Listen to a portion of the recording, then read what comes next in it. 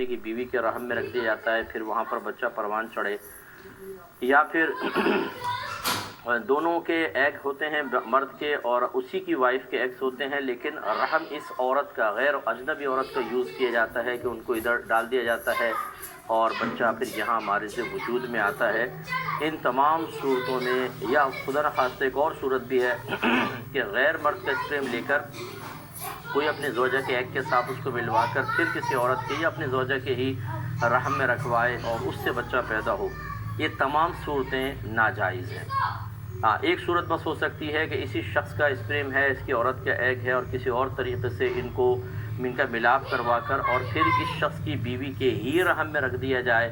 کہ یہ اس کی گنجائش نکل سکتی ہے بعض صورتوں میں۔ لیکن جہاں کہیں کوئی اور عورت اس میں شامل ہو جائے، کوئی اور غیر اجنبی مرد شامل ہو جائے، تو پھر یہ بالکل ناجائز اور حرام رہے گا۔ وجہ اس کی یہ ہے کہ جو یہ رشتے ہمارے ہاں ناجائز ہوتے ہیں، یہ جزئیت اور بعضیت کے ہونے یا نہ ہونے کی بنا پر جائز یا ناجائز یا حرام یا حلال ہوتے ہیں۔ مثال کے طور پہ جو ایک دوسرے کے جس کے اندر اجزاء ہوتے ہیں، بڑوں کے اجزاء شامل ہوتے ہیں، ان کا آپس میں نکاح نہیں ہو سکتا۔ جیسے سگے بھائی بہن ہیں، ماں باپ کے اجزاء ان سب کے اندر صلاحیت کیے ہوتے ہیں، لہٰذا ان کا آپس میں نکاح نہیں ہو سکتا۔ اسی طرح سگے بہن بھائی ہوتے ہیں اور ان کے